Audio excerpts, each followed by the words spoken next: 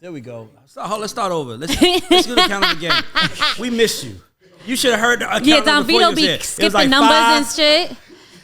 1, go. Nigga, thank you, bro. Some professionalism. 5, 4, 3, 2, 1.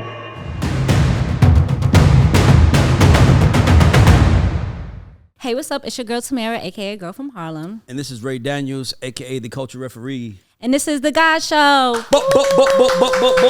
And today we have a good friend of mine. I've been knowing his brother over 10 years. Yeah.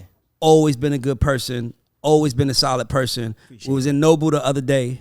I saw him, and it was like, we're going to get one. I was like, you know what? Let's get one in. My guy. Let's get one in. My guy. I got a lot of questions for him because he got the game on lock, and I want to understand what he's doing. But we're going to get to that. Let's give everybody a round of applause to our brother, Sammy. Yeah. Thanks for having me. The legend that has, for some obvious reasons that I want to know, women love you. Yeah, man, I'm grateful. Shout out to the ladies. Nah, man, it's different, man. Yeah. Like, it's the humbleness, so love. I don't know what it is, man, but like, cause you know you see somebody and you like, oh yeah, that's homie. Like, what's up, nigga? And then you know you like go to his IG and then he'll post a picture and get like 9,000 likes in like the first 4 minutes. I'm like, who the fuck is these women? And they just obsessed with him. Like, how does that feel? Man, it's a beautiful thing. You know, I'm 36 now, so I've probably been getting attention from women since I was 12. That's when I came on the scene, so 99. Yeah. But it's also humbling too because I've evolved. You know what I'm saying? They fell in love with the child, then they fell in love with the teenager. That's crazy. Lost guy in the 20s, and now I'm in my mid 30s and still getting the same kind of love. I think that for real, it's I was their first childhood crush. Mm-hmm. Right? Okay, so that's a little bit of a cheat. I'm gonna challenge you back though. Okay. Bow Wow. Yep, that's the homie. Love Bow Wow. Yep. Childhood crush. Women loved him. Yeah. We had all their posters on. I know, but what I'm saying is that as he got older, that's a great analogy. That love for him, it was almost like, I see what you're saying. I liked him, but I'm not, like how Jermaine said when he was on the show. He said women don't say how much they loved him. Mm-hmm. Like, but you on the other hand, like it's rare to see a child start like dog. Marquise Houston is like, no disrespect to Marquise Houston because I don't know the man, right. But he is like go home Roger for the rest of his life. Right. Yeah, it's like go home Roger. And had a whole career, but that's still who. No, I'm saying like immature was the shit, but it's like I loved immature. We don't love them. I wanted to be Batman for real. What for sure? Yeah. But what I'm saying is that as he got older, he didn't remain. He don't have that same fanfare. Mm-hmm. So, but your shit has stayed potent. Like your career, your music, your celebrity has aged gracefully and amazingly. And I really every time I see, I always want to ask you, what the hell are you doing? Yeah, I think that for real, man, it's no science to it. I think another thing I could say is I'm always unapologetically myself. Mm-hmm. You feel me? I never tried to be Sammy. Yes. I also never tried to be grown. If that makes sense. No, that makes a lot of sense. The hardest transition for a child phenom like myself, right? Mm-hmm. Coming from 12, 13, 14, then I had 4 years off. Yes. That saved me. I know what it is. I just figured it out. You got to miss me, right? I know what it is. What is it? I just looked at you and I figured it out. It's the damn beard. Oh yeah, beard is a cheat code. It's the beard. 100%. Beards are a cheat code. Bow Wow can't grow a beard. Good one. It's the beard. I'm looking like, oh, it's the beard. Because I saw that childhood and I'm like, it's the beard. That has helped too. The beard has helped. That has helped too. That's the beard. In mind connect. You know what I'm saying? It's really flourishing. It's connect. That's what I'm trying to tell you. It connects. It got the whole full one. It's like you look like Marquise Houston does not have a beard. Bow Wow does not have a beard. Sammy has the beard. Sammy has the beard. That's right. It's the lion's mane. Yes. You know what I'm saying? In the locks. It's the beard. The beard is a cheat code. Yes. It's something that I wish I had. It's a cheat code. I can't lie to you. I cannot grow hair on my face. I got it honest. All right. Can't grow hair on my face. It's been a blessing though to still be loved like that, man, and still to have that wow factor from now women, not little girls, but women that grew up with me. And I've always been transparent and vulnerable, and women appreciate that too. I don't shy away. Never shied away. I don't shy away from like my hardships and I was about to say, wasn't pretty for me. I was just about to go there, and the thing I love the most about you is that you're living it in real time, and you're not afraid to say, this is where I was. Yep. Like most people say, house on deck, look how I'm doing, I'm up, you know. I hate that. But it's like, no, house on deck, but guys, the 3 years ago, I had to get my shit together. Yeah, you know what sure. I mean? Like, you know, I shared those stories on Instagram. I think for sure. that it's kind of like if I was a comedian, right, and I was obese, I would make jokes before a heckler could talk about my weight. I would say, yeah, I love burgers. I just ate 3 hot dogs, because now they can't use that against you. So no one can ever go back, quote unquote, in time and use the receipts where Sammy was in rental cars, taking Ubers, carless. They can't use it against you. Nah, I already told you that. You know what I'm saying? And most people don't care when you're going through the process. They only care when you're winning. But I shared my struggles while I was in the struggle. But what makes you stick with music through the struggles? Because you had success early, and you could have said, you know what, I did music, I was good at this, and walked away, but you stayed in it. What made you stay in it and keep pushing through? Well, I understood my purpose young. My purpose is always to spread godliness and love. My passion is music. That came easy. At 4 years old, I told my godmother I wanted to be a star. I didn't know what kind of star, though. I played football, played basketball. I'm from Florida, so I'm big into the sports, right? I'm just R&B shy, so it suits me to come this way. But I just always knew that I couldn't fail at music. I dedicated my life to it. I'm 24 years professionally known as Sammy. I can't record a bad song. I could do an okay song and make it sound good. I could do a good song and make it sound great. This is the one gift that God gave me that I've mastered. So now, you know, at the end of the day, I can always bet on my voice. I can always bet on my charisma. I can always bet on the ability to paint the picture and articulate. Or, you know what I'm saying? That's what makes Sammy Sammy. Yep. I'm as genuine as they come. Exactly. I don't have a gimmick that is gonna take for me to work. Speaking of gimmicks, you know what I mean? I want to talk to my bro right now. I just want to talk to my bro because I see you as a real brother first. I don't want to say real nigga. I'm trying to get that word, but I see you as a real one, right? Thank you. And you know, I've seen you, and I know you take what you do serious, but the state of R&B. Yep. I believe it's what happened to it was hip hop, but I also believe another thing that happened to it was R&B dudes just was doing too much. Yeah. Like when you say doing too much how? Like hip hop is about being authentically you, right? Hip hop is black music. It's about black people being authentically themselves. R&B, you know, like the average guy is not in the middle of the street singing, doing a twirl, falling on their knees, ripping his shirt with rain coming down. For sure. Damn, bro. I mean, that's a little. I feel like you got. But that was like the last good set of R&B music. You think? Like, well, for men particularly, like I feel like now we don't have. But right now, if you saw somebody doing a spin move and fall on their knees in the rain, it would be considered corny in this generation. 100%. I think it was corny. I think that was, to me, I think that was corny back then. I think and you just kind of, to me, summed it up when you said, I've never tried to be Sammy. No. I'm just me. I'm just myself. So I sing. You know what I mean? Like, and back in the day, you know, real dudes sung. I've got sunshine on a cloudy day. He was a real dude. It wasn't sucker shit to sing. Yeah. But, you know, when you start thinking about shit like, you know, I always say, like, R&B went too far. Like, Brian McKnight, love Brian McKnight. But when you really listen to the lyrics, the concept, as a man of the one last cry, like, no man has ever said that. Like, I just want one last cry, you know. Right. But they felt that way probably. You never said it though. I said kiss me through the phone.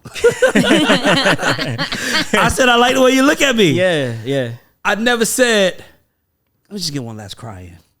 Like, it's like, I don't even know how I feel saying that. It's like what you does know, that like, mean? and you hear my shattered dreams of broken hearts. It's like, you know, of course you're going to lose to the nigga say, yeah, I'm off in Brooklyn, down off the tribe. Of course you're going to lose to that guy.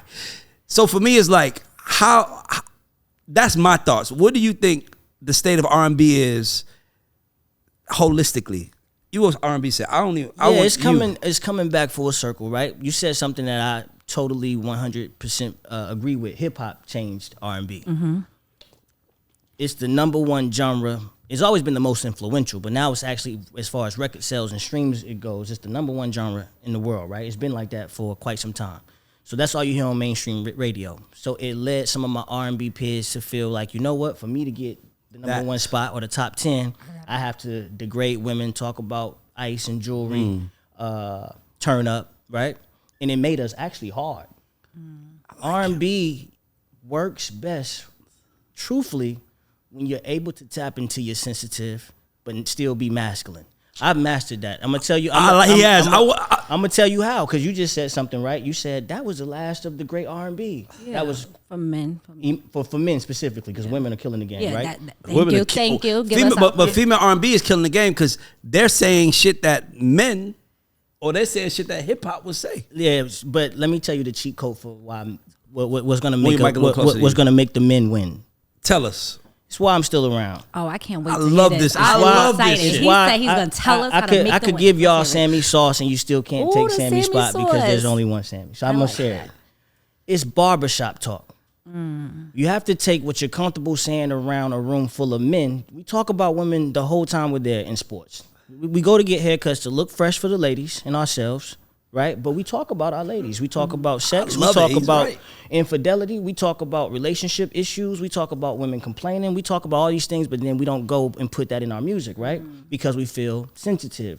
Now, you have to be a humble man to understand that we're raised as men to not talk about our feelings, not express ourselves because that's deemed weak. But there's a thin line. There are women that wants to hear that a man gets it. There are women that wants men to talk about infidelity and not say, yeah, well, I'm poly now, so I want 3-5 girlfriends. How about be remorseful for breaking my heart? Right. Where's that song?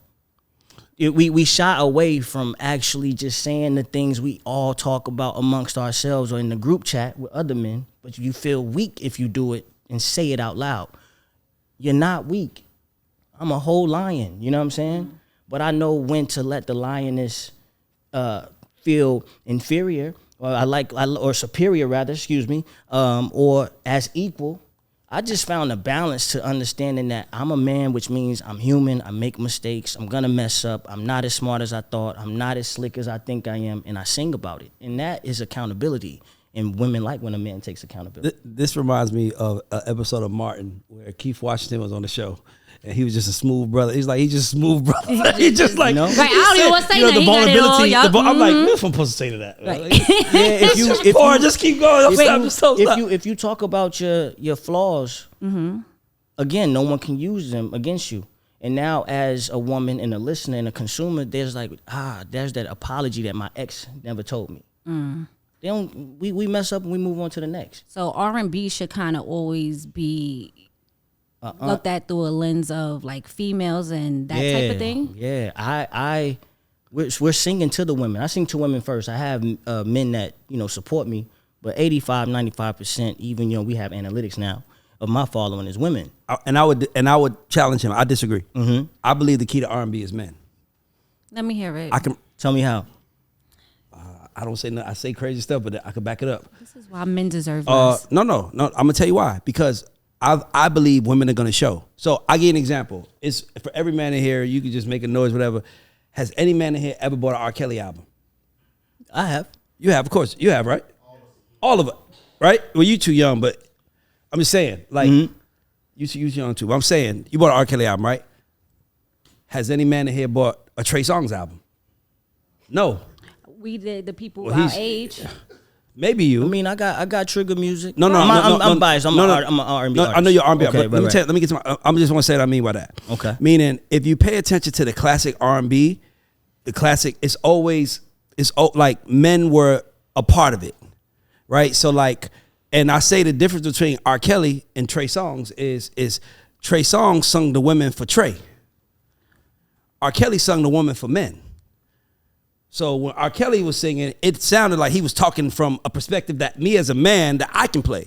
When Trey was saying, "Mr. Steal Your Girl," and like your girl gonna be screaming my name, it's like she ain't be screaming your name. But R. Kelly made it where it felt like like it was more universal. It was Everybody from could do it. the standpoint of a man. He didn't say like I'm gonna take your girl. He was saying like this is my song for real, no doubt. Like he was saying shit that as a man you wanted to say. He just said it for us. Can I combat you For sure. with an example Yeah. also? For sure. Musically. Yeah. Tank, right? Early Tank.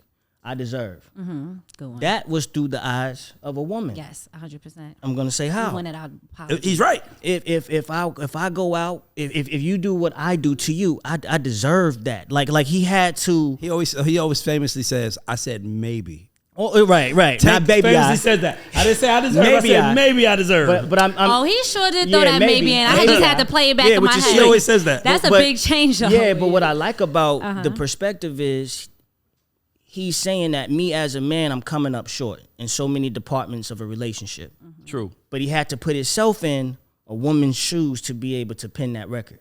You understand what I'm saying? So maybe it's not right or wrong. Maybe there's a sweet spot that male R&B hasn't found yet. But I personally, I just think it's R&B. Period. By the way, I don't think it's male or female. I'm not speaking male. I'm saying in general.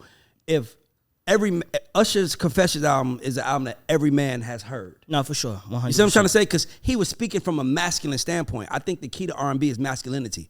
Right, so even when we talk about so we have this game we play. Yep. That we're not gonna play with Sammy because he's an artist. We're gonna give we're gonna respect that. Grace, yeah. But when we have this group. So one of the groups that we say is Jodeci, Drew Hill, or Boyz II Men. You gotta sign one, drop one, and you gotta put one in development. Well, most men say Jodeci. Why? Because Jodeci says shit that men want to say right now. Take my money, that's masculine to me. But when you hear, like, I'll make love to you and I'll hold you tight, it's like, that ain't me, nigga. Y'all make it sound so bad. It is though. It is. No, I'm not saying this. I'm not saying it's bad. I'm just saying it's the same concept. Like they both talking about sex, but one is making sure that a woman feels good about it, and I'll hold you tight all through the night. And the other one is like, I can't leave you alone. You got me fiending. As a woman, which one you want to hear? I actually don't care about you fiending. I would have. What lyrics do you want to hear? I would have liked I'll make love to you more. So if a man you dating says I want to make love to you, she is off. Why y'all? Everybody in here knows she lying. Anyway, I have a Sammy question. knows she lying. No. If a man you're dating says, Tamira, if we're about to have sex, I would rather you. have sex than I'll make love to you. No. I said what you want to hear. What do you want to hear him say? Talking about the verbiage. The verbiage. Thank you, Sammy. Yeah. I'll make love to you when you want me to, and I'll hold you tight. I'm down on bending knees. A black girl be like, nigga, get off your fucking knees. Nigga, it's fucking dirty out here. Nigga, you strapped up your shoes. This is off. That's what you're thinking of the mean woman now. These new. No, I'm thinking about. I was going to say something like that, but this is also a generational thing. Yeah, we be fighting in here. The women, I'm 36. Yeah, I just turned 36. What's your sign? I'm a Pisces. Okay. Yeah. Look, Pisces are my niggas. Yeah, I'm a Pisces. So the women of the Generation Z, they like to get straight to it. You know what I'm saying? It's a city girls, Cardi B. It's a just skip the foreplay. We don't even know if foreplay exists in this space and time. But then there is a crowd that still wants it to be warmed up, whatever that looks like for them. So I don't think that it's a right or a wrong. I think you need to know who you're singing to. I think you need to know who's listening to you, and then provide that as the product. If I was Sammy, if I was you, I ain't gonna lie to you. What I would do, I would definitely do a song calling myself a munch, talking about how I do things with women. Why the fuck not? You thought I was feeling you? That nigga a munch. I'll respond to that. Yes, I am a munch. I want to eat you, baby girl. Like, I'm a munch. Like, I mean, because in my mind, it's like you gotta end it. You gotta end the culture from the perspective of what it is. I always felt. Boyz II Men came out when I was like 11, 12. I always felt they were soft. They dressed soft. I didn't want to dress like them. I didn't want to look like them. Like, I didn't want to be around them. If I was dealing with a girl and she told me I used to fuck Wanye back in the day, I'm going to look at her differently. Okay. Now, if she said I was in a relationship with Wanye, that's what I expect. Right. Wanye's a relationship guy. You got to fuck about Wanye. I can see that. Wait, I got a question, though. So, women... what fuck you? Like, he didn't take you to... Dinner he didn't take you to dinner. He didn't even do. That's Wanya. That's what he's supposed to do. Now Jodeci, on the other hand, it's just I expect it. It's right. Like, oh, you got ran through, baby girl. You expect anyway, that. I expect it. With women, right? Women, because we've been talking about R&B from the men's point of view. So you asked everybody which albums who bought Trey Songz's album, who bought R. Kelly's album, but what does a female R&B artist have to do in order to get men to buy the album? So what albums have you guys bought from females lately, R&B albums? You said lately? Or just period? I don't think I... Why are you making it? I cannot deal with it. I don't necessarily... He ain't buying no R&B albums, that's why. I've never really purchased a female, a woman's... I stream it, listen to it, download it to stay in the know. See, but guys support the girls. No, for real. No, I think guys... I love this conversation. Guys buy hip hop, you know what I'm saying? and male R&B for real. Like you said, I definitely was on TP2.com heavy. What? You know what I'm saying? The R. Kelly. Like hit it hard from the back. Look at That's you. how the nigga start his album, y'all. Yeah. That's how he starts his album. Dum, dum, dum, dum, dum, dum. Hit it Now hard talk from the about R. back. Kelly, the girls. And then the music, tone. and then the music today, because I listen to everything, right? As Ray said, they're coming from niggas ain't shit. Niggas cheated on me. F niggas. I don't need a nigga. I'm independent. I'm self-sufficient. Or if I am giving you my time and I want to take a trip, you better fly me out and pay for everything. So why would I buy that? Me. Right. Why would I buy that? Because there's no music that's uplifting. No, no men out here. It's all fuck us for real. So I'm not gonna go This buy. is incredible, by the I'm way. with it. Okay, so I'm not gonna go buy that I album. feel like you're exposed right now. I'll I feel listen. like this is the most naked you No, ever I'm felt with on it. camera. I'm with it. Listen. Fuck the men. And Yeah, yes, that's talk to us. you know, Talk to us. yeah, They women- don't listen anyway. We was making music for y'all. The men don't listen. If we gave them advice on how to get more pussy, they wouldn't even take it because men don't Well, listen. I to would it. tell you this. I'm gonna actually say something, and I don't never do this. And you know this. Anybody here know this? I'm gonna actually humbly brag on the fact that my team has been known for making hits. records Little girls. that women can sing that niggas fuck with. Whether it's Kelly Rowland, I like my 100%. kisses down low, make me. And whether it's that, whether it's Sierra, Yeah. where she's like, if that's your bitch over there, give me that ugly stare. Like I feel like yeah, there's, yeah, but yeah. I'll be honest with you. That's the main reason why our brand has lasted this long was because Tehran's whole approach was, nigga, all I see is signs. All I see is dollar signs. All he ever wrote was shit that a man would say, but let a woman say it, and that's how we've been able to be successful. Whether Right. it was, you got big dick energy, like that shit. That's almost like shit talking. So for me, I feel like there is a fine line to it, but I feel like it has to be inclusive of everybody. for sure. And R&B feels like it's becoming niche, and it never was niche. It was for everybody. But you have to speak the way that people speak. That's really the hard part. It's like you got to talk the way that people speak. When we did Usher, I don't mind. When we did Usher, No Limit, like it's like make it say no limit. Nigga got that Master P, like that's Right. real street shit. Like Right.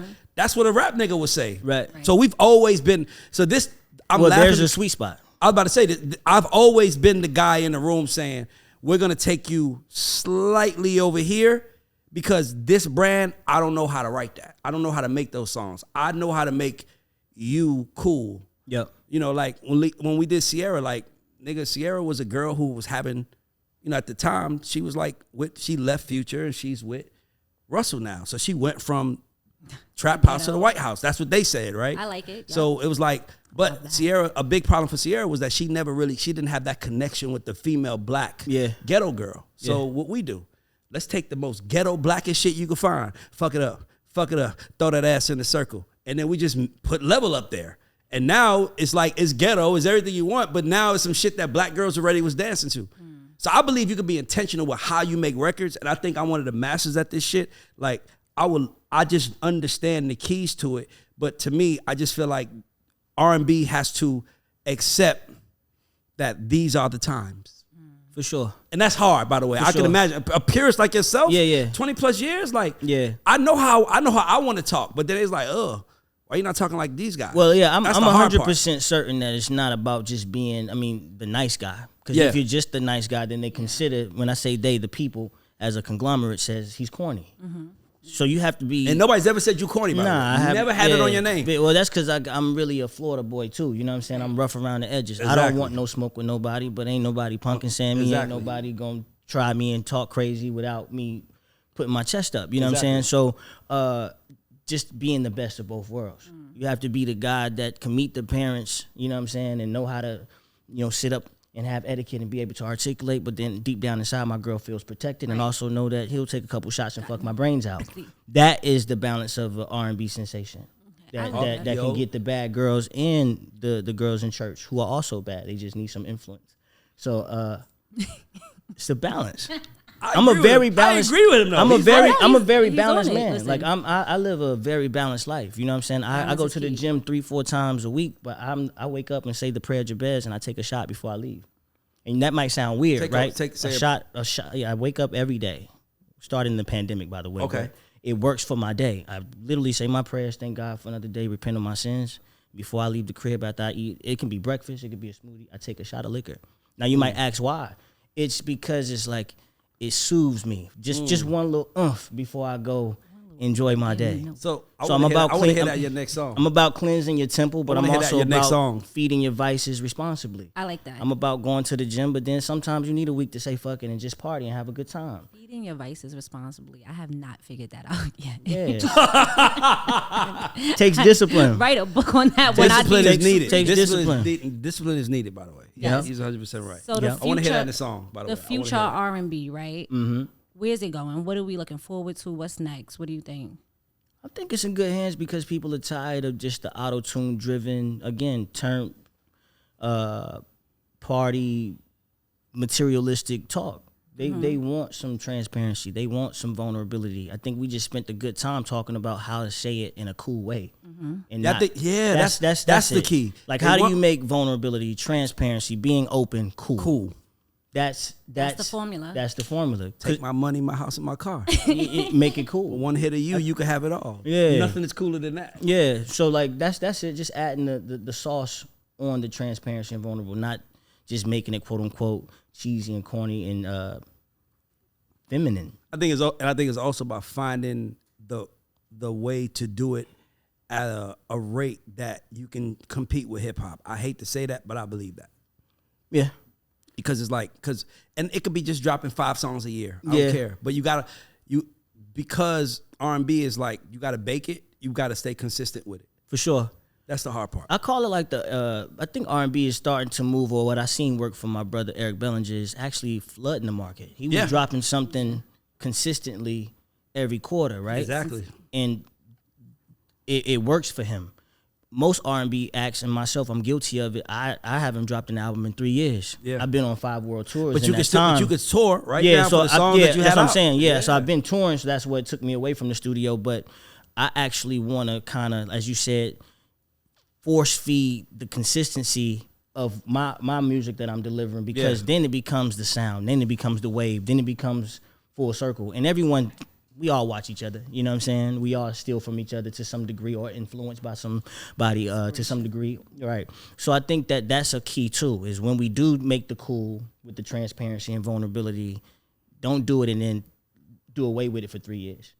Keep it coming, and that becomes the essence and the epitome of what R&B is. I think we have like this combination of hip hop and R&B, and it's like, I think they're calling it pain music type thing. So it's like rappers kind of singing a little bit, like, so I think that I think that's a lot that took away from R&B too, because you got Drake who sings on all his things but is considered a rapper. So we're having these merges of 2 genres kind of. I think that R&B should kind of separate itself and just go back to the roots. That's what I think R&B No, I should do. I think it can't. Why? Because rap need to stay rap, well, keep developing as it's going. You just said it. I think Drake is what new R&B sounds like. Hate it. If you have a twin, I still pick you. Saying smooth shit that, like really light skinned shit that niggas could be like, yeah, that was dope.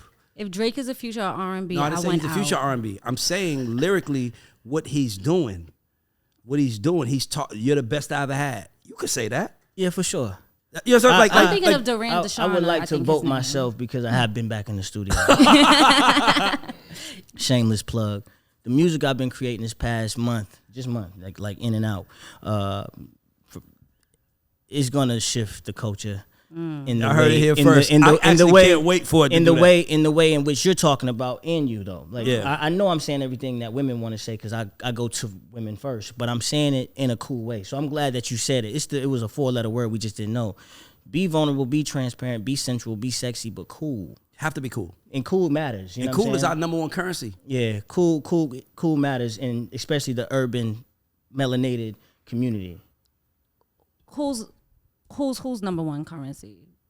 You said Black cool, people. Black people. Yeah, that's why I said that. Yeah, cool. For sure. Okay, and who's determining what cool is? The people. The people. We do. The people. We determine what cool is. Okay. We say and what not cool and is. see we are the words that we make the pop. Yeah. Right? We are the cool ones. I'm just saying, like, we do it.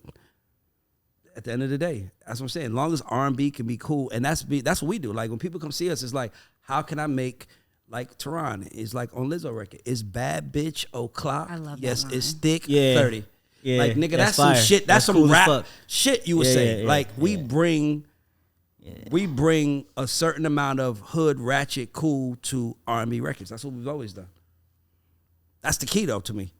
She wants to go back to Boyz II Men. Don't do that to me. I love Boyz II Men, by the way. I do love Boyz II Men. But I understand a clean cut. I don't group think like there's that classics coming out anymore. I but just want to say that. understand I love Boyz II Men a too. clean cut group like that would not work in 2023. I love Boyz II Men too. Sean is think my so? guy. Sean Stockman is my guy. I love Boyz II Men. I love Boyz II Men. But I can separate the man from the brand, and we have to learn to do that. And to me, because all artists are a product, whether they like it or not. Yeah, for You're sure. a product no matter what. 100%. I just personally, there's two opinions. There's the subjective opinion and there's the objective opinion. Objectively, I love Boyz II Men. What they represent, what they are, like I would rather my son be more like Boyz II Men than Jodeci, just being honest. Personally, for me on the other hand, what I want, is different. So Right. subjectively, I relate more to Jodeci. I relate more as a Roll the eyes every time fan. you say that. Yeah, because y'all make me look like the bad guy, but No, No, we don't. We learn this. And I'm actually playing the middle. I'm playing the taking middle. no, literally, but for real because I'm both guys. I'm a nice guy. You know what I'm saying? But I'm not a sucker. Me too. I feel the same way. Like that's really me. Like I spend money on my lady, but I'm not tricking on girls just to get girls. I can get girls without doing anything, but just being myself. I know that I could just show up and be myself. I like tricking though. but See, you know what I'm I saying? love a nigga like who tricking. loves It's tricking. situational. See, I Favorite type of person. love to trick No, I'm saying, on my I girl. like limited tricking. I love to trick on my I'm girl. Like, How do you I'm take the fun out of that? Like I was just so happy, and then it went to limited tricking. no, I'm saying because I'm not like What's limited tricking? I've never heard that. I thought tricking It's was like just Braxton's type of tricking. Like No, we no, could no, go no, to no. Wendy's, What is but we limited- ain't going to okay, Houston. What is limited tricking? Okay, so to me, when I hear trick, I think a trick, right? Like I need some money. Here, what you need. Like for me, I'm saying that I personally like to spoil you, and I personally like to spend money on mine. and provide and on yours. You said on mine. I'm asking like so because Very- our definitions of tricking may Mine. be Are we different. going away? Okay. When I say mine, yes. I mean mine, whoever comes with mine. I'm talking about mine. That's why I said limited tricking. Like you just say spending Yeah. on everyone. It's like Right. if you go to the mall, like you're gonna take your kid shopping. Yeah. You know what I'm saying? You ain't, you might put some money to the side for some kids that are more needy, but Right. you gonna take your kid shopping. I'm just saying, I want to spend money on mine. Okay. That's limited I'm- tricking. I'm the same way. I've never I- went in Magic City and spent $100 on a girl to dance with me. That's a whole nother level of tricking to be that. I'm just Magic. not- This is why I don't go outside with Ray. So you go in Magic. What you do in Magic City? Stay at them people. I don't go. I know you don't. But you go to Cheetahs and eat. I ain't been to Cheetah in 2 but years. Cheetah's different. They turn the music up. Yeah. Oh. They turn And in the Cheetah's food's up. kinda Yeah. I don't go to Yeah. Cheetah no more. Okay. And Cheetah's at the gentleman club. So my problem with strip clubs is when you walk in, and I'm not my problem. Let's be clear. I don't want nobody saying he no said shit. limited tricking. I'm saying This my is where it problem. stops. My thing about strip clubs is when you walk in, the women are on you like, hey, and it's like that's their job. I just don't want to do it. I've never paid for a lap dance a day in my life. Yeah. And I'm not a going strip- to. I'm not a strip club I'm guy, not a yeah. strip club guy. Yeah, me either. But I will take you on vacation. I Yep. will buy. I bought Okay. about 30 cars in my life. I Yeah. will buy a car. Yeah. I will. He said you can get a car. For mine. Yeah. Once again. So the me and you strippers. trick the same. Yes. Me and you trick the same. It's Braxton over here. Like, can I get a car? He wants you to trick on him. That's all. That's For all. mine. That's what your brother. All right, let's focus. So, who do you want to work with right now? Like, if you could work with any artist on your next album, Yeah. who would they be? I would love to get in with a Summer Walker or a SZA even. I love her last project.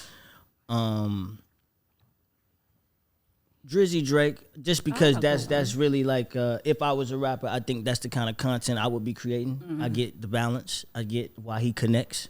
It's all about connectivity. You can be super dope, a triple threat actor, singer, dancer, and still can't captivate the attention of the audience because you don't connect. So I would say Drake, Summer Walker, SZA, and like a dream come true. I'm only a singer because of Usher Raymond. You know what I mean? I love Usher. Usher, my nigga. Yeah, he's the epitome of greatness. He's the epitome of evolving and not evaporating. I got to see him In Vegas? Yeah, for my kills birthday. it, bro. It's just flawless victory. And I've never seen somebody that's so smooth all the time. You know what I mean? I've never... He's another person that he's just Usher all the time. He never tries to be himself. I think sometimes artists, especially with such a catalog and longevity as he has, if he wanted to, he can lose himself by trying to be what, quote unquote, he was instead of just remaining who he is. So I love Usher Raymond. So those would be 3, 4 artists that... I love, by the way, everything you said I agree with. Like, I feel like I just want to see Sammy be the biggest artist in the world because we need real niggas to win. I appreciate that. Appreciate that. We need real, and he's genuinely who he is, and that's what I love the most about him. He is who he is. There's no faking, no nothing. He is who he is, and we need more of that. And artists not being afraid to be transparent to who they are. Yeah. But you said Drake, right? So when you said Drake, you know what I thought of? We, as a culture, can tend to label Drake as corny, though. I know I calls him corny. I don't. Hold on. I've seen a little bit of that, but I wouldn't say in its totality Drake is known as a corny guy. To me, think the girls definitely think Drake is a corny. Like, then how did he become Drake? How did he become Drake? He makes good music. He makes fire music. He's a cheat code. Like, I keep saying that Drake can make good music, but he hasn't had other influence on the culture. There's niggas is not dressing like Drake. Niggas is like, this is what I'm saying. Like, he just makes good music and that's it. He has nothing else. I can take that. Thank you. That was when she brought it home. I see what you're saying, but I still, me personally, and no. Can you tell me I was right real quick? I just want to. I like when you say it. Say Tamara. I understand that. I agree with that. I understand what you're saying. I see when you took it to fashion or I'm not dressing like that. I get that. I don't think he has outside of. But does anybody want to dress like R. Kelly? They was back in the day, whatever he was doing. If he had the white dress like R. Kelly, throwback jerseys. Yes, R. Kelly had niggas. Everybody was wearing rappers wearing throwback jerseys. R. Kelly was dressed like rappers. Okay. R. Kelly had influence. I wouldn't. Everybody sung "I Believe I Can Fly" at their graduation. We're not singing Drake songs at graduation. I just want to say this. I think only 20% of artists in the culture have people that want them to be like them. I think that's a whole other level of superstar. Of superstardom. Yeah, like for people to want to be like you, like I know people like certain people, but to want to be like you, like how many rappers right now do people want to be like you? Even if you, let's say you take all the rappers, you can still put them under one umbrella. Right, you can still say, okay, Kanye right here. Under Kanye is, this artist, Kid Cudi, this artist. They all like Pusha T, all these artists under. Then you can say Drake, all these people, J. Cole. You can do that. Like I don't think that name a rapper people dressing like right now. Nah, it's really not one of those. Lil Baby has big fashion influence. I wouldn't say. Stop wearing Amiris and people stop wearing Amiris. He would not. Yes, they did. It happened already. I'm gonna say this. All right, y'all. I'm not. But you talking about that's the same as a Jay-Z influence saying don't drink Cristal anymore. But I'm glad you went there. Drinking Ace of Spades. Because let me tell you why I say that. Because this is what Hove does. Hove gives you the reason. Yep. Hove just doesn't say, I'm not doing that. Yeah. Hove says, I don't wear jerseys. I'm 30 plus. Right. So we doing button ups. Doing button ups. He's letting you know where he's at and why he's there. Yeah, for sure. Right. Like I'm too much T-Paining. Yep. You know what I'm saying? Like he's telling y'all like why he not doing it. He's not saying no more black T-shirts. Right. No, you know what I'm saying? There's no one in the hip hop game right now that's influential to that degree. I think Drake. Kanye's the biggest fashion person on this planet right now. Am I missing something? Yeah, you're not. But Drake is. But Kanye is one of the 1%. For sure. He is one of the 1%. For sure. This is y'all. There's nobody. I give y'all somebody, and then it's but there's 1%. I'm saying there's more outliers than there are actual. Can you give me another one? Because he's not running the game in fashion. There's a lot of people that don't even rock with. Yeah, and he's definitely running the game in fashion. He changed how everybody. I agree, but I'm saying I love what he stands for, especially in fashion. Like in his fashion world and what he's done with the shoes and the sneakers and the bubble jackets and all that stuff. Are we just doing even if we are doing rappers, I could give you more people that are highly influential. ASAP Rocky is one of the biggest. I knew she was gonna go there. I knew he was gonna go there. Because why not? I knew he was gonna go there too, but I don't even know what he dresses like. Like, and I ain't gonna lie to you. Can I be honest with you? ASAP Rocky is not a superstar rapper. I agree with you. He's more known. He's more known for fashion than he is. I think he's 50-50. The question was fashion, though. Y'all said who do they want to dress? No. We were saying the question is what rappers can influence because they're rappers. And not what A$AP. rappers influence, because like A$AP Rocky is a fashion icon, but he was introduced to that. But when he came out, Cardi B. She's a fashion icon? She had everybody change what they were wearing. When they did red bottoms, she had everybody wearing booty shoes. When she did the long nails, all the girls did the long nails, the way she does her hair. Everybody do their hair like her. All of that stuff. That was Cardi B. I didn't know that. I'm gonna give you. Well, you know what? Actually, you educate me right now. She's a woman, so she wouldn't know. I didn't know that. I'm telling the proof. Literally, when she talks about how she wanted ownership in Christian Louboutin because their sales went crazy after she came out with these bloody shoes and all that stuff. So she literally has influence on the culture. First I heard about Christian Louboutins was in like the mid 2000s. Sex and the City, and people were spending money on them. Sorry. I don't think she made Christian. I mean, she probably helped amplify it. In our culture, she definitely made it bigger. Like I knew about red bottoms from Sex and the City, but Cardi B took it to another level. Cardi B, well, when did Kodak Black come out? Bodak Yellow? Bodak Yellow. 2000, like 18, 19. 16? 2012. Okay. No, then I'm lying. Yeah, because I wore them for graduation and. Yeah, I wouldn't give it to Cardi. I'm with you on Ye, and I'm with you on A$AP Rocky, but I agree with like y'all can split 50-50. I know more about A$AP and his fashion than I do his music. So you know what I mean, like 2018, Bodak Yellow came out. I believe there's nobody in totality that people are turning to in hip hop to shift the culture of fashion, or like you said, I want to be like that person. Is that person doesn't exist? I don't think hip hop has the hold on brand culture like it used to. Like when I said Buster, leave the girl rolling, Pastor Cavassier, that shit went through the roof. When they said give me 2 pairs of Air Force Ones, through the roof. Now it's like, and that's because also everybody, in my opinion, sounds the same and looks the same.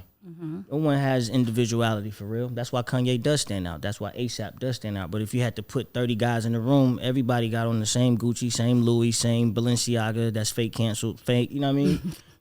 and another, he said, I'm glad you said that. And I think another thing was that R&B guys, used to look different. Now you can't tell the difference. Right. Like you can't tell it. Like it's like, you know, Biggie wore the Kango with the Versace, and here come Carl Thomas with his suit on, and you know, thinking about being emotional. Like you could just tell. If somebody walked in the room, he's the like, rapper. R&B, like if somebody came in right now, they would didn't think know I'm a Sammy rapper. was. They would think Sammy is a I got singer. on a sweat. Yeah, sweatsuit with a chain on. With a chain. R&B singers didn't wear a chain. Got rolled. R&B singers didn't do that. Yeah. They came in here with roses. Yeah. But again, You know, R&B nigga walking here with roses, like to the lady. You know what I'm saying? Like he coming like, what's up, nigga? What's up? But he still had that vibe. He was like, hello, queens, how you guys doing? That's my mannerisms. That's how I am. He led with that still. Like rapper, I've never had a rapper come in a room and say, hello, queens, how y'all doing? Like, so he led with. It wasn't his fashion. My aura is very. It wasn't his aura, yeah. Yeah, my aura. My aura is You need very. to do a song called My Aura. He's over here. Nigga, she want to fuck my Let aura. him I'm trying to have tell the you, next he project. met me. Yeah, she want to fuck my aura. Listen, I'm telling you, 2 songs just gave him. Hey, he gave me 2. Munch. Take the notes. If I was in the studio with Sammy right now, literally as he's talking, I'm like, oh, my aura. Write that down. Yeah. Oh, he said, Ice Spice, what was her single? Munch. A nigga need to respond to that. He called himself an eater. Like, yeah, like, because that's the shit that niggas will want to say. I'm just saying, like, that's what music feels like today. And I got the beard so I could connect the Yeah, beard you with can, the you munch. can see it. Yeah. You can see it It in his all face. goes, Yeah. When he does it. We already got the rollout working going for you. Nah, yeah. Oh my 6-month God, marketing this is such a scheme. fun I love conversation. it. I'm having so much fun right now. Who were the biggest? What were the biggest R&B albums that had an influence on your life? Good Confessions one. for sure. I was a junior in high school, 5. 2004. Give us 5. Give us the 5 more. Oh well, he's a R&B Yeah, person. He can give me 10 if he want, but I'm Confessions saying 5, yeah, Confessions for sure. 1. is good. Confessions. I told you TP2.com was my joint. You're gonna laugh at me, but I love Carl Thomas' Emotional album. That shit is hard. Classic.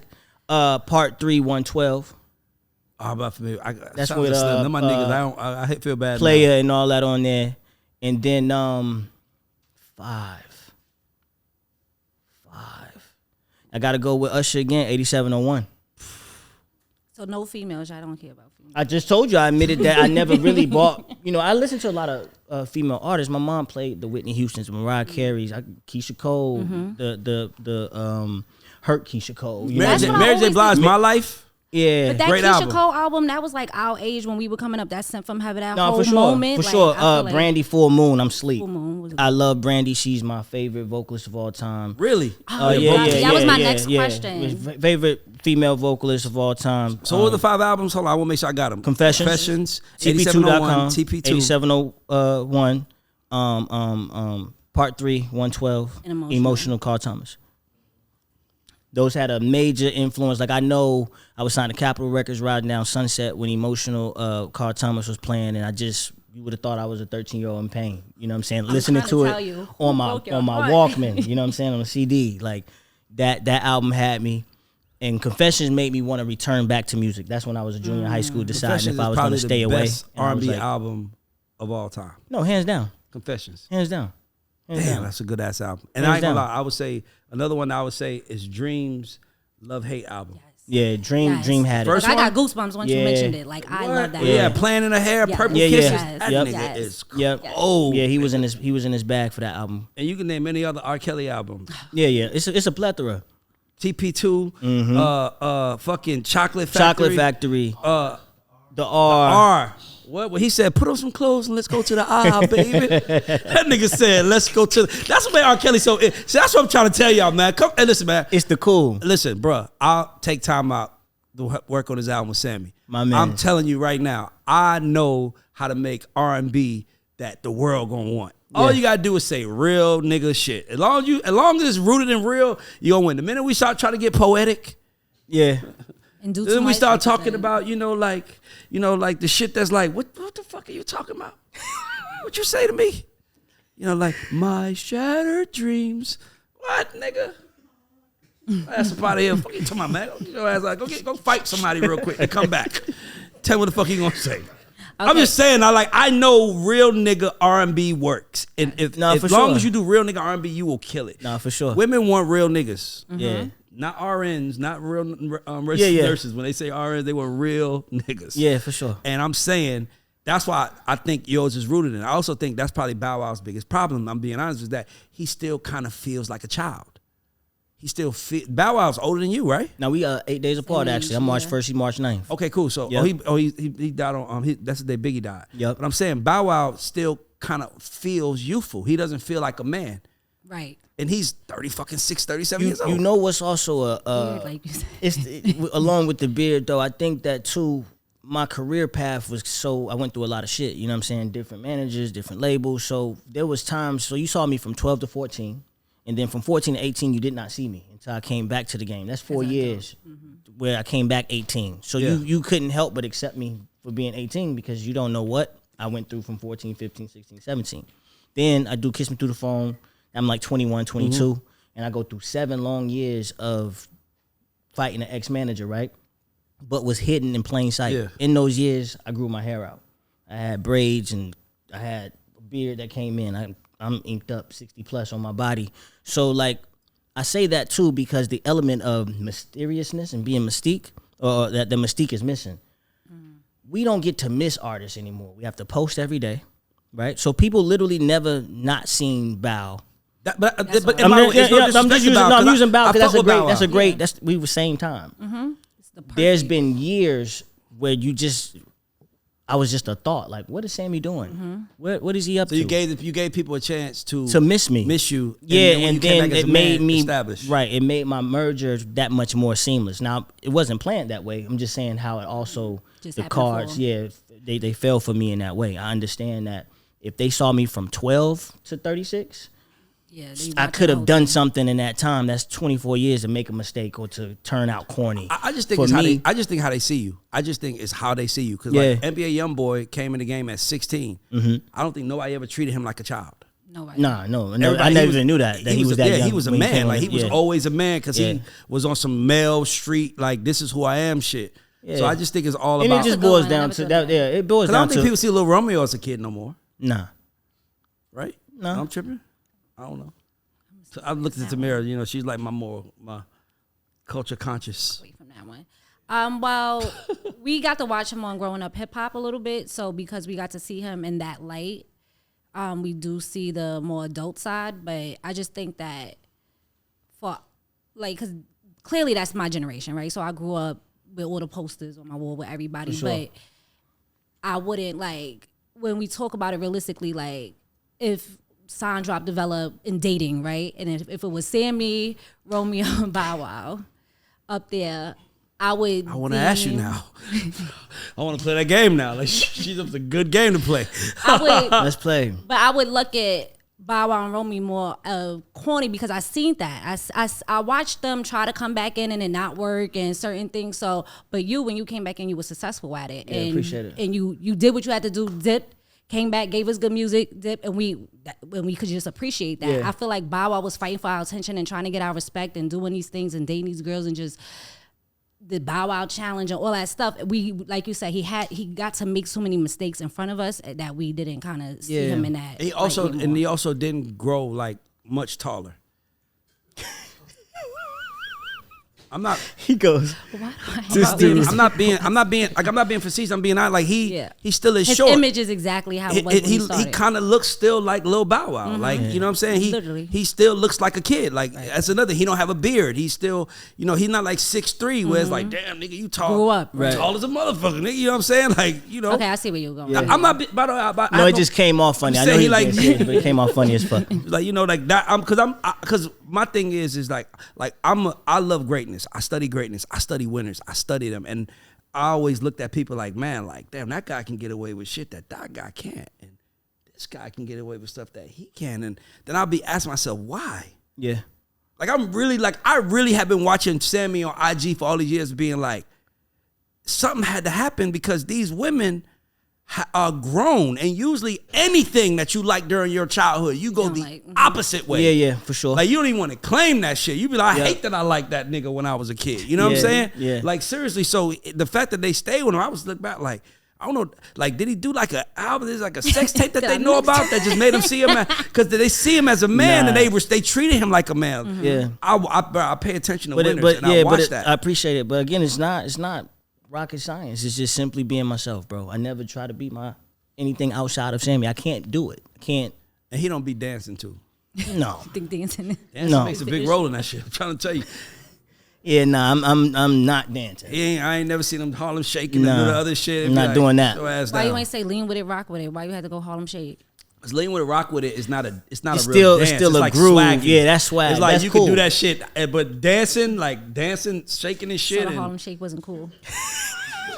like all that shit is like, hey nigga, get your ass out our Y'all section not doing allowed like to that. laugh at Remember me. we all in the section together, and I start doing a Harlem shake and like do y'all back up from me. I Like, would hold on, back up, I y'all. would pay money Ray to on some see kind Ray of drug. do it. Right, for sure. You know what I'm saying? 100%. Sammy's a man. I can hang with Sammy. Like, Yeah. where you going tonight? Oh, nigga, let's go. Yeah, for sure. You know, like it's just I'm really fascinated about this because I work for LA Reid, and what LA taught me, LA said the key to kids artists is making adult music.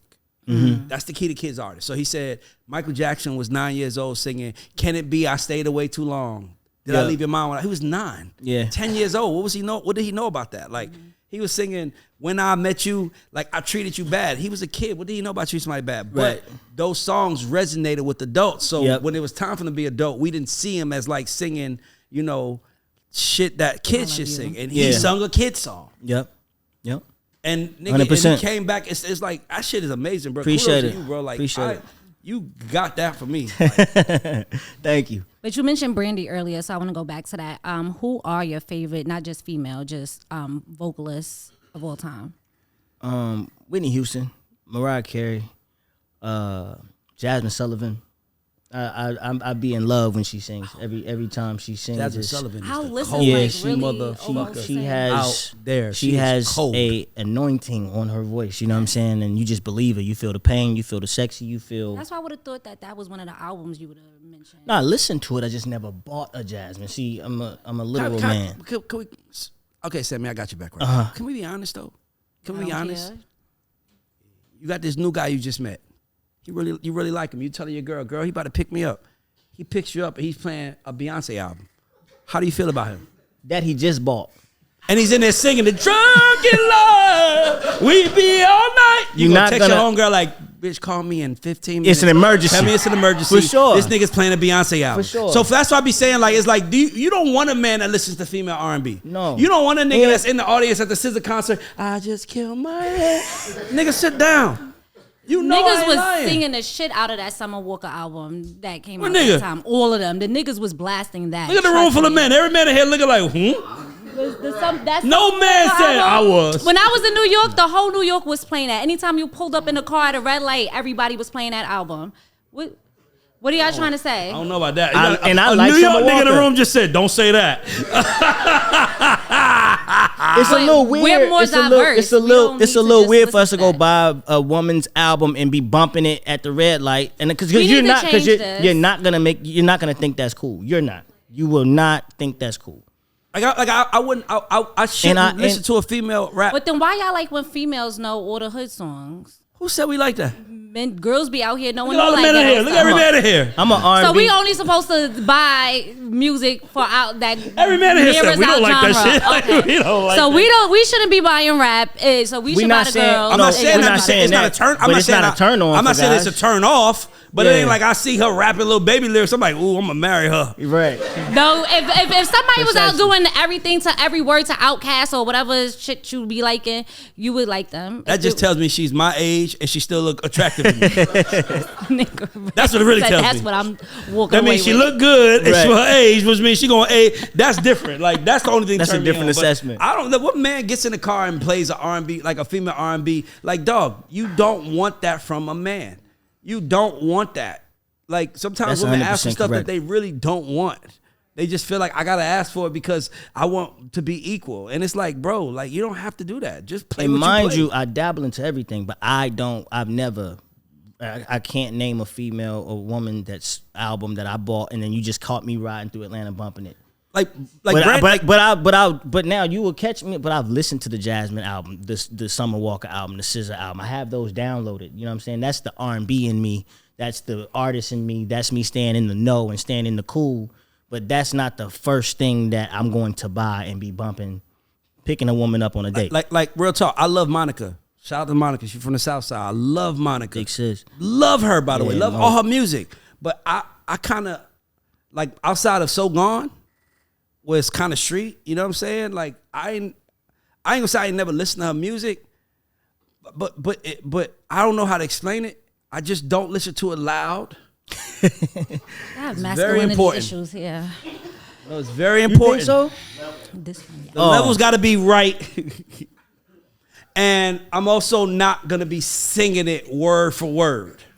I'm not going to be saying, never meant to cause you no pain. Like, I'm just... Why? Just rocking. I just want to go back. Like, nigga, are you straight? Oh, Ray, please. When we was going to R&B Wednesday, you was in there singing at the top of your lungs every Male songs. darn no. Anybody any got me song on that camera came on. singing female Any song that songs, came I got on. 100 for you. All right, And bet. Braxton I'm films going through. everything. I'm going through the footage. Not you. You ain't got the Pull out the footage. He got the receipt. I footage. bet you I got some. Me singing a girl song? I bet you. I promise bet you. $1 million. I So know. when what was the song we just was screaming about? The Mary J. Blige song. You don't see one word when it come on. No, I'm going down. Now I ain't gonna lie. I'm singing that. sing nigga. that I one. was about to say, fight me right now. One. Time of my head. What? I'm singing And that Red Martini one. when all the lights go off. That's what I'll sing that Come one. on. I'll sing. I'm going down. Okay, thank you. I got one. Point. Got him. So, there we go. I'm caught singing him. that one. I ain't gonna lie. You caught me. Thank you. One. But you gave me female vocalists. Uh-huh. You didn't say any male vocalists. Who's your male vocals? Who you think are like the goats for the male vocals? You know, my list is just like all over the place. But these are vocalists that I listen to now. Some growing up: Tank, Usher, Kevin Ross, Luke Kevin Ross James. cold. Luke James. I love Lucky Day's voice. His vocal ability. Seen him live, he could do it. You know what I'm saying? Live is a big, Yeah, that's whole different important. ball game. You know, people sleep on R. Kelly's vocal ability to me because we talk about how amazing of a songwriter and his music in totality, but vocally, he's effortlessly smoking a cigar. I just seen a clip on Instagram singing in front of an intimate crowd, and I never seen anybody sing so on key, hit the cigar. Yeah, you know, cigar was his little thing. I never seen it. And just sounded just like the album. So R. Kelly, Stevie Wonder, Stevie Wonder's incredible. Marvin Gaye. Yeah, it's a plethora that I grew up on because I'm a church boy. I was raised in the Church of Christ, so we didn't have instruments coming up. So vocals was always the way to get me. I'm gonna ask a question. Yeah. Give me 5 R&B records, songs that you feel like, man, I wish that was my record.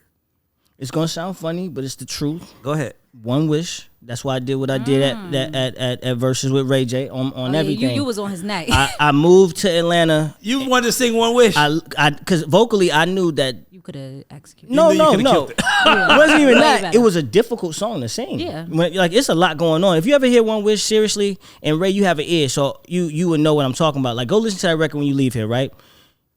Rodney, I want to say, did the record. Rodney did it. Yeah, I think okay, Rodney did it. There had to be so many punches. You know what I'm saying? To be able to. It never lets you breathe. So I always wondered, like, before even knowing Ray, before Versus was a thing. See why I like being around winners, because he just gave me a perspective that I didn't have. Just think on that about song. how can you sing this live? Like, I just recorded a song in the studio for my album that I'm not gonna do live because it's just nonstop. I don't have enough time to do catch breaths. You know what I'm saying? So that was a record for sure. So One Wish. Climax, Usher. That sounds like you. Now, Climax. now that sounds like that should have been a 7 record. Climax. Yes. That's a. No one ever asked me something like that. One Wish, Climax. He knew that One Wish. For some reason, I grew up on a lot of Tank. I liked I'm only one man doing what I can to be. He was like a construction worker, and he was showing that song personally hit my soul. So I just thought, So that's 3. yeah, that I wish I had. Ray, what's the song you think he should have did? Chris Brown. It wasn't a single, but Lottery. I It was on, what song you're talking yeah, the harmonies and stuff. Like it's just like when I hear records that would embody something I would musically do, or I think like, oh, somebody was in my spirit that day.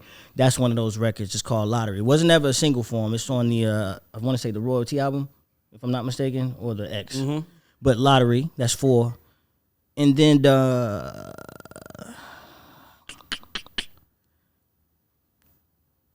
was Stay from Tyrese. It's a very urban AC but soulful joint.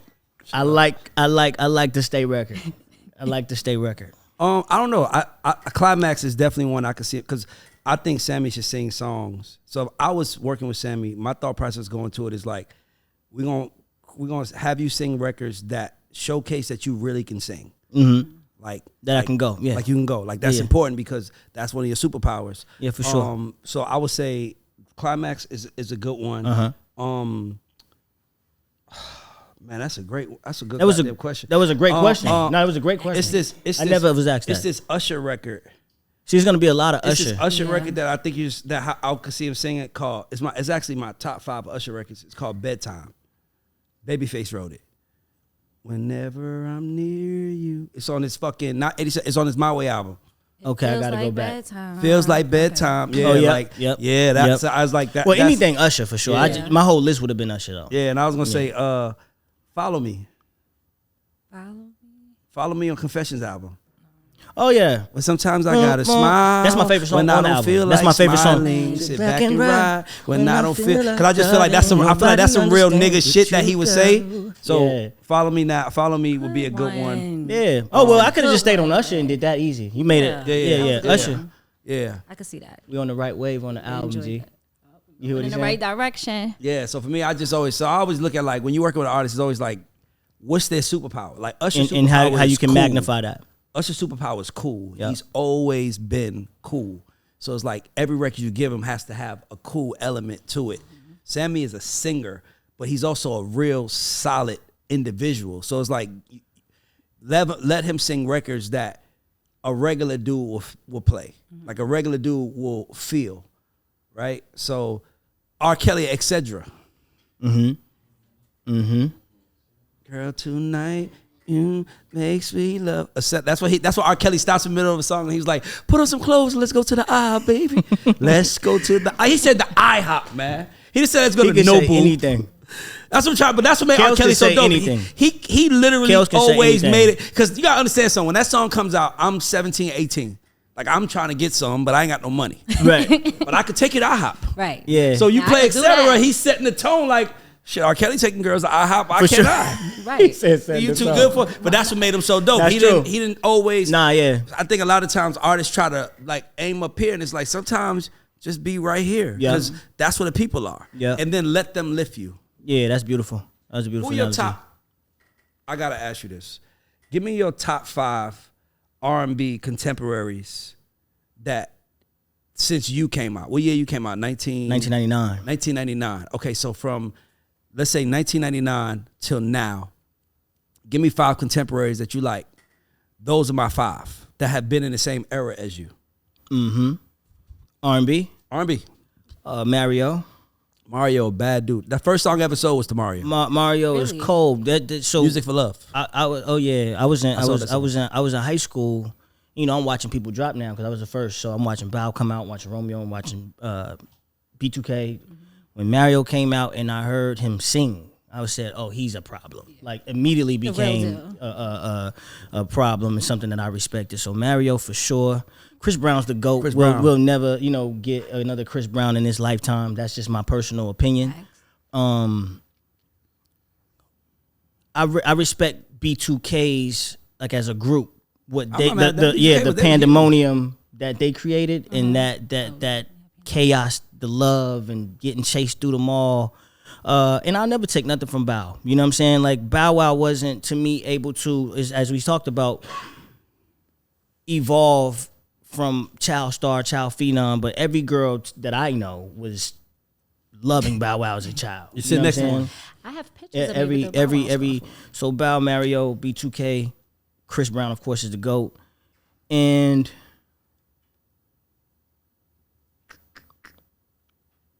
you know what, Neo.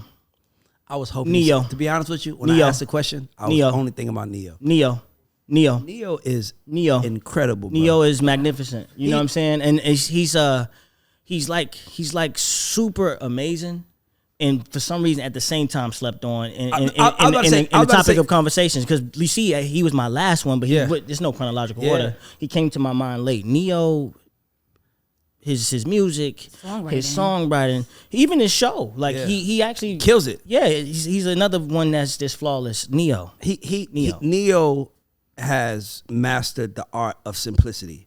That's his gift. Like Usher's gift to me is cool. Chris Brown is just like the most he's amazing an alien. show on earth. Yeah, he's like an alien. He's like someone up there. Yep. Usher can't dance as good as Chris Brown, but you can give him a box and he stay there and he'll kill anybody in that box. Now Chris Brown might do a backflip, turn into a nay and then like, he can do shit that nobody can do. Yeah, for sure. But Neo is the master of simplicity. Like he literally made a song called "Go On, Girl." Like no man talks like that. Yeah. Go on, girl. Like if your man said it to you, but Neo, because he's so dope, he made that shit still sound cool. Yeah, I rock with Neo. He's a genius. And when I asked the question, I was thinking about Neo. I was like, man, like, who's this? Because I'm like, Neo is really that dude. He just never got. Why don't women love Neo? Like, why don't women love Neo the way Your they face should? be telling I would love to know. Let you know that before you answer. He's not as easy on the eyes, right? That's a good way to put it. That's your way of putting it. Nobody not really as attractive to him. He doesn't. He's like one of the nicest human beings. Yes, I met ever him the meet. other day, but Neo's dope. It's not. It's a no for me, personally. But that's a big he's deal. One of That's the a big deal, Ray. If women feel that way though. Yeah, but I thought because the first thing women like I like loved Mirror. ugly niggas. Remember those? Yes, women no. like ugly As niggas, one, though. yes, I love a You funny always looking say nigga. I like me an Come ugly on now, nigga. give me medium ugly. Come Medium on, that's ugly. my You type. always say that. Yeah, but he's not medium ugly. He's not my type of ugly. I have a certain. What's your type of ugly? Give me Don't your start this. That's not what we here Listen, for. don't you? I want to know. He making an album. This might inspire him. Between Limited Trick and my type of ugly, y'all are giving me. I want to know what my type of ugly Y'all is. are giving me new perspectives. It's out the here. same thing as medium tricking or what was it? No, it's not. I explain mine. I really want to know what your type of ugly is. That's so interesting to me. You can't have one of them faces that only a mother could love, but like I don't want, like I don't like pretty boys. I don't know. As I got older, I might have to accept that it might be mild insecurities because I just don't want my man walking outside and bitches just like, oh my God, who is that? Like he is fine and running down on him. Like move away from him, please. So I like a fun, but even if because I still like ghetto hood niggas that wear jewelry, so girls gonna run up to my niggas anyway. So because Biggie said it, fat, black, ugly as ever. However, I would have stay definitely coochie been. down to the I side. would have Women been love Biggie's Biggie. girlfriend. I'd have been Biggie's girlfriend for sure. Like definitely. So what I'm telling you my vibe. is that Biggie, if But he was cool. Look at Biggie's swag and aura and the way he. So you like, don't think Neo's cool either? He's not. It's not that he's not my type of cool. He's probably cool to some women, and that's just the asking. I'm aesthetics curious and stuff too, like you know? that. But that's not like that's just not. I'm a girl from Harlem. I like hood niggas a little bit, so that's my problem. So yeah, that's because I like answer the hood question. niggas. What I said, me. So I is it said, that Neo doesn't carry himself like a street guy? He doesn't. So if Neo wore Timbs and like, but you know what? I can't even say it's the bald head because it's not the bald head either. it's how he dressed then. It could be very much the how Because he dressed does. like a gentleman. He dressed like something. He dressed like a gentleman. He Neo dressed was like ahead of his time. Neo always the had the fedora hats that Kango, everybody wear now. yeah, Neo and wore them shits before everybody it's a else. no from me. Right? Neo been wearing a I'm fedora. just laughing at her because she can't explain it, but she knows what she knows. You know, she Right, knows how thank she you. feels, Okay, but she can't verbalize so how it. about this? Can you give us an example of your type of ugly that's out there? I think it's My better. type of ugly. That's a good example. Like who? Like who's your type of Put a ugly? name on it. Like Little Baby is my type of ugly. Like he looks like a pit bull, but Okay. So, okay. like he's not fine. I don't think any girl would be like Little Baby's fine. Like I don't see that happening. Okay, I'm learning. I'm really like. By the way, I'm really trying to understand. I'm not being funny. I want to. Yeah, I'm digesting this What type of your information. type of ugly? But swag is a big thing too. So like, So baby got swag. yeah, I like So the way he Neo dressed. dressed like Lil Baby. I can't even put that together in my head right now. That would look weird to me. Yeah. But it's the way he dressed plus the Nah. bald head because like Jordan was a fine bald headed man.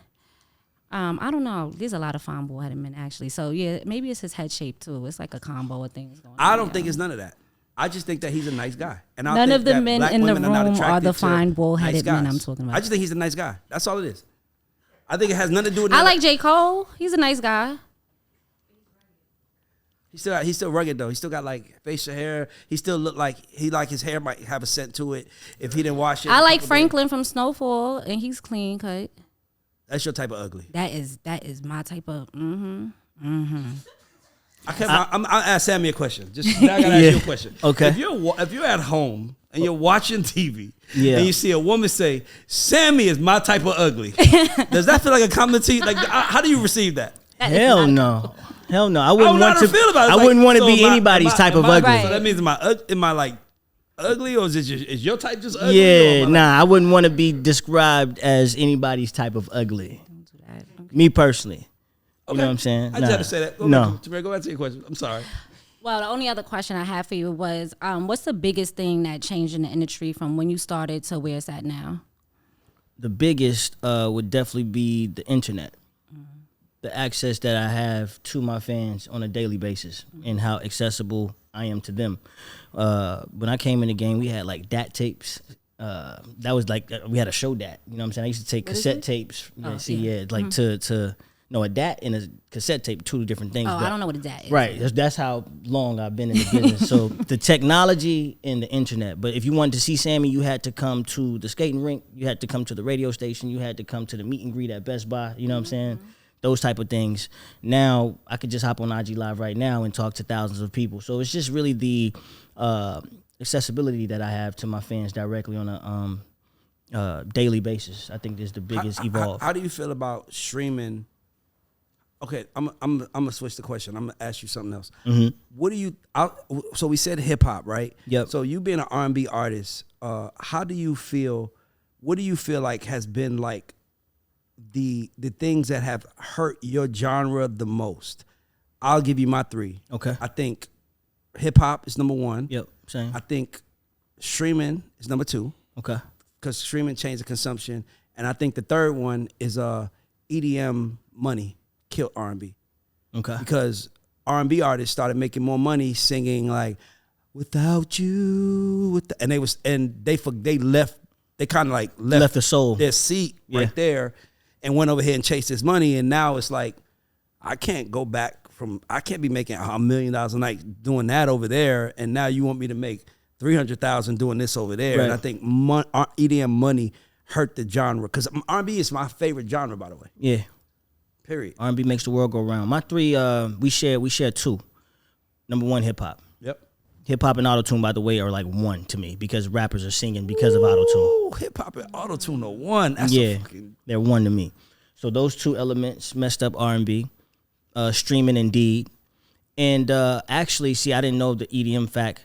I would actually say mainstream radio hurt R&B because they don't play radio. Radio doesn't play R&B. They put you into urban AC, which is now R&B radio.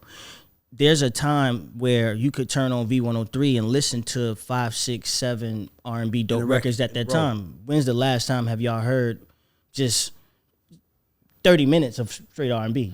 It's they're not. Is there 30 minutes of straight R&B in 2020? When radio and the music directors up there are saying that this isn't what our crowd wants because they force fed us Lil Baby, Future.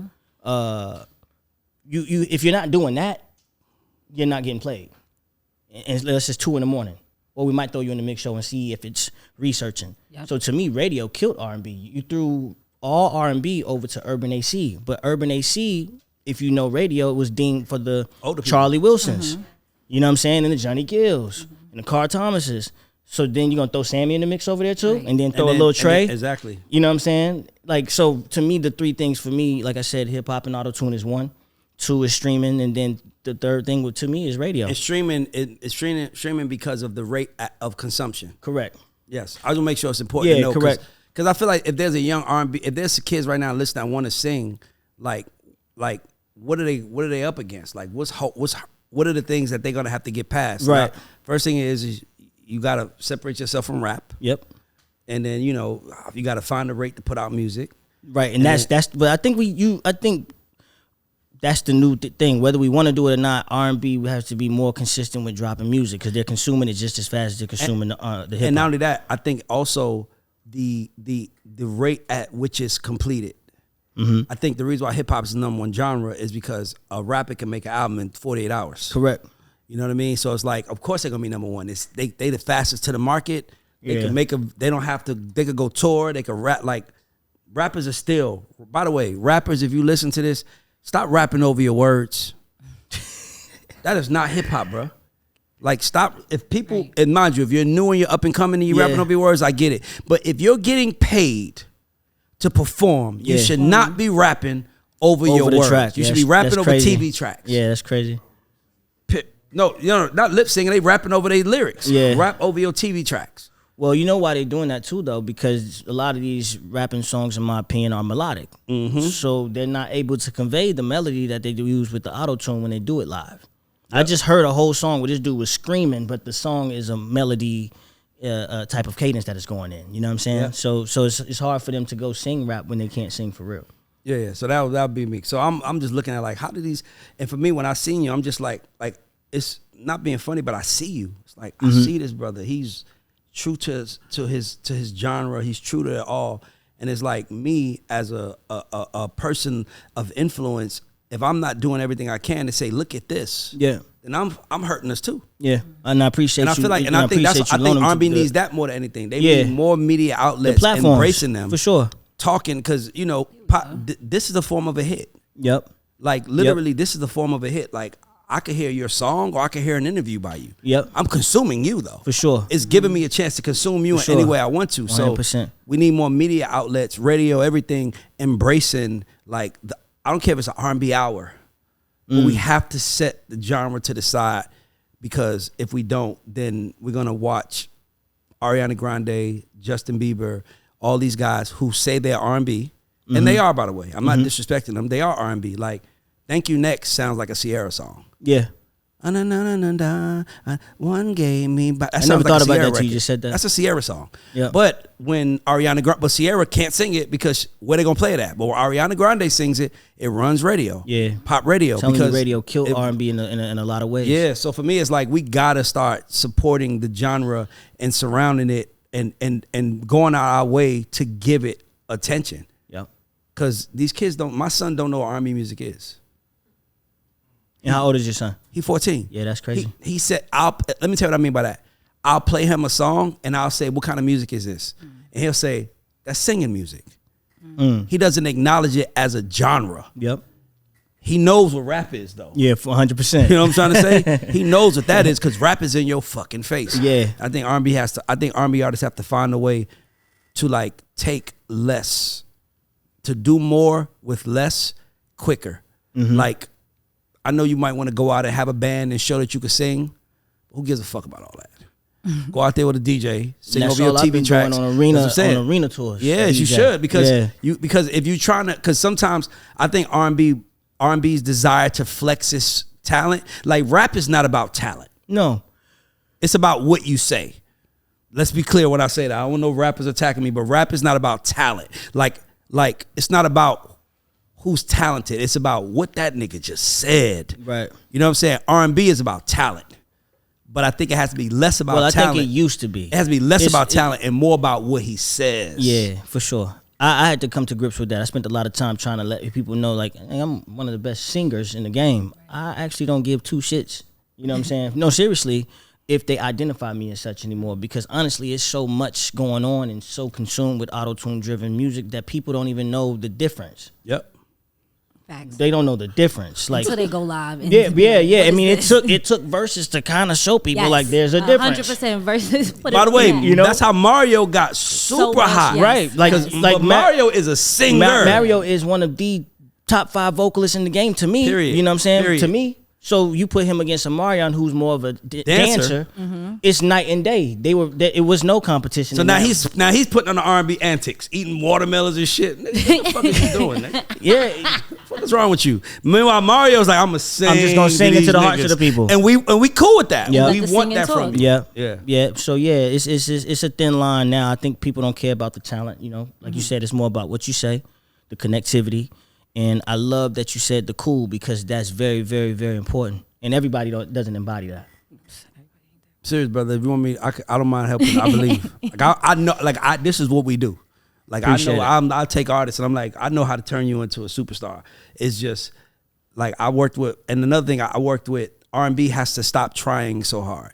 So like I work with, like I give an example. Bruno Mars is incredible. Right? One of my favorite artists. Love Bruno. But as much as I love Jodeci, when they like, my heart belongs to you, like Bruno Mars ain't doing all that. He's like, I got a condo in Manhattan. Yeah. Baby girl, what's happening? Yeah. He ain't saying, I got a condo in Manhattan. It's like, you can't do that no more. Yeah. Now I'm being honest with you. True. Like, you can't do that no more. True. That's what That's true. I make records for a living. That's true. You got to pull back. You got to give them more. Just enough. Like when we did Usher, when we did Usher, I Don't Mind, and there was a whole story behind that record. Mm-hmm.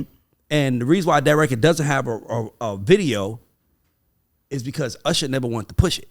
That's why I didn't make the album, because Usher didn't want to push it. He was like, no, we had to fix some things on the record.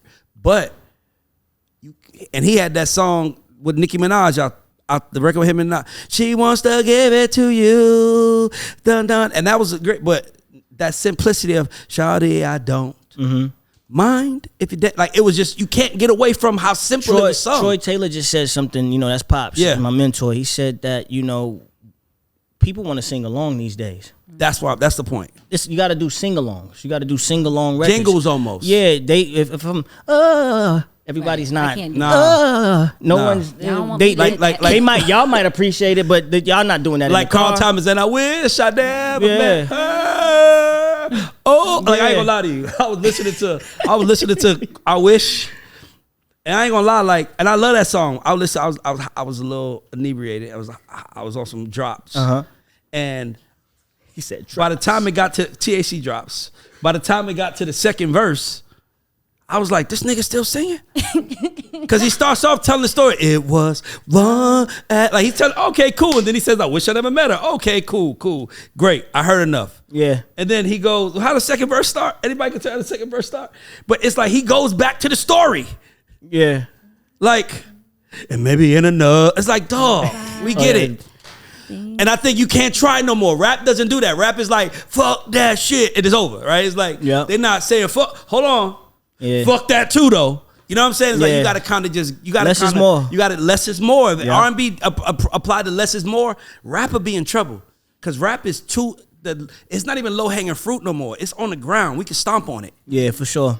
It's just it's not like low hanging fruit. Like I got anybody here can rap a song. It's like nigga, anybody can rap now. No, for sure. 100%. And not only can they rap now, they can upload it. Yeah, and put it out. Put it out. Yeah. Shoot a video. Yeah. All from their phone. Yeah. You do that. The So whole rollout. for me, it's like this is like I want to continue talking about R&B, but I wanted to talk to you because you are a purist. Thank you, brother. And I love talking to purists because I think that if it's not rooted in pureness, it's not gonna last. For sure. If you just hit to get some money, you fucked. Yeah. If right away, if anybody who listens to this, if you are trying to sing to make some money, you are fucked. Yeah. If you're trying to rap to make some money, you might not be. Yeah. Cause you can just make a song and one of them go. Let one of them shits go, and you're gonna make a whole lot of money. 100%. R&B, your shit go viral. You still like, you gotta go do artist development. Yeah. You gotta go get ready touring. You gotta get your breath right. It's a lot of shit you gotta do. Yeah. So if you try to make R&B music because you want to make some money, baby, this ain't it for you, baby. Yeah. Cause we literally with a man that's been in this shit over 24 years now. Yeah, 24 years. Yeah. 24 years, and he's still here. Yeah. Dedicated because he's a purist. Yeah. Amen. Appreciate Not like you that. motherfuckers. It's like I just want to make a song, and then I'm gonna start selling other things for my brand. Nah, nigga, this ain't for you, baby. Right. This ain't for you. All right, we want you Sure. to do something called a credit check, right? So Ray, tell him exactly what the credit check is. So credit check is, like all these people say in our culture now, the most popular thing to say is to give somebody their flowers. Mm-hmm. And I hate that because it's rooted in them dying. Yep. Right? This is true. And let's give him his flowers while he's alive. I'm like, I don't want my flowers. Give me my credit. Mm-hmm. I could leverage that and go turn that into something. Yep. So for you, we just like to give people like yourself a chance to shout out 2 or 3 unsung heroes in your story who have played a role in you becoming Sammy. And you can say mom and dad if you want, but we always say if you don't have to, you try to go away from parents because they don't really need the leverage. It's like I made you. Right. You know what I'm saying? But it might be like you said, Troy. Like Troy is one of those people, but these people out here who are heroes behind the scenes that never get seen. This is their opportunity. Oh, that's easy, man. I already know my 3 for sure. Troy Taylor, my pops, my industry dad. Thank you for believing when the world didn't believe. I gotta get Troy on the show too. That's my Thank bro. you for prepping me, teaching me how to become a prolific songwriter, vocal arranger, sequence the album, know when the mix is right, just so I didn't have to depend on nobody because I ain't have nobody. So thank you. I love you. Shout out to Tank. You told me I'll never go back to the days where I only could afford ramen noodles. Thank you, sir. I'm in Nobu now. For taking we saw each other. Yeah, that's what we saw each other at. For letting me go on tour with you, 2017, the Savage Tour. Who you opening say? Tank. Yeah, Tank did Tank. that. Yeah, I've known okay, Tank since I was a young kid. Xena, his wife, used to be my background dancer when I was a kid. What? Oh, wow. Xena By the way, Foster. shout out to Tank, man. I just love that he's doing everything in his power to keep R&B at the forefront of the conversation. So Shout out salute to him the general. and Jay Valentine. Yeah, the general. And then last but not least, Anthony Lopez, my manager, Skino. I've known this guy since 2012. He found me when a mixtape came out and didn't understand why it was a mixtape. Yeah, that's my right-hand man. It's my brother. As I've gone up the ladder of success, a lot of artists think that they need to go to another team or another manager to go to the next. I'm not like that. Like, we're going to get it out the mud. Again. Yeah, a lot of artists, when they try to go to or climb that ladder to success, they always think they got to switch sides and go to another ship. I'd rather just build a championship with us. We got something called brickwork. There's no mansion, no brick mansion that was created 100 bricks at a time. It's one brick at a time. You know what I'm saying? As long as that foundation is correct and me and him have this transparency and this ethical code of keeping our shirts clean, you know what I'm saying? Doing right by people, being punctual, being professional. I would not be here without you. So thank you, Skino, to my manager and brickwork, brother. Love. I love that. He looked right into the camera. Yeah, we ain't never have a clap after credit check. That's how good the credit check was. So you are on the God Show. So in case you don't know, it stands for Goats and Underdogs. I love that. So we always wanted people to kind of come on here and tell their story to get into GOAT level. So do you consider yourself a GOAT or underdog? You know what's crazy? If you'd have asked me that some time ago, I would have said an underdog. The level of gratitude and appreciation when I think about the storms that I had to overcome, I'm a GOAT. You know what I'm saying? I meant something to my generation, and I got my flowers, as you say, or my credit. on the Millennium We Tour. giving you credit on this show. We want the people to see credit. you. Yes. Yeah, so I got my credit on the Millennium Tour. I was blessed to do that. I remember starting over and doing a show in the club with 10 people. You know what I'm saying? And that could have stopped me that day. And the fight had the audacity to break out. So by the time the fight happened, it was like It was 2. 2, yeah. To being back in front of 20,000. There was days where I wanted to just not buy a watch until I could afford a plain Jane. That's my personal trophy to myself. I got it. You know what I'm saying? That's a materialistic thing, but it was an investment to believe in myself. I manifested that I'll be back without having a number 1 on Billboard, without radio support, without majors. You know what I'm saying? I've always known I was enough. So I don't consider myself, there's nothing underrated about me. You know what I'm saying? I'm gonna continue to become, and whoever don't believe, in due time you will be. That's fine. You know what I'm saying? A believer. And I don't need much to give myself a pat on the back. You know what I mean? But I know I meant something to my fans. I know I mean something to the people. And my purpose, again, is much higher than any musical accolade that I could ever conquer. So I'm very much a GOAT. No. Well, I'm a co-sign that. I believe anybody who bets on himself, Yeah. stands on his own, and doesn't switch up on his people is a fucking GOAT. Salute. Because that is the hardest thing to do is to be a solid stand-up human being in this fucked up world. Yeah. Where everybody make you feel like you ain't good enough, you need more, you got that, hey man, if you was over here with us, you be getting like, that's sucker shit to me. Yep. So, and I celebrate you. You are a GOAT because you are Sammy. Appreciate it. Nigga, and you ain't trying to be nobody put. else, nigga. Thank and you, to brother. me, like that's Thank you. shit. Thank you. And this is the God Show. Yeah. Oh, let's go.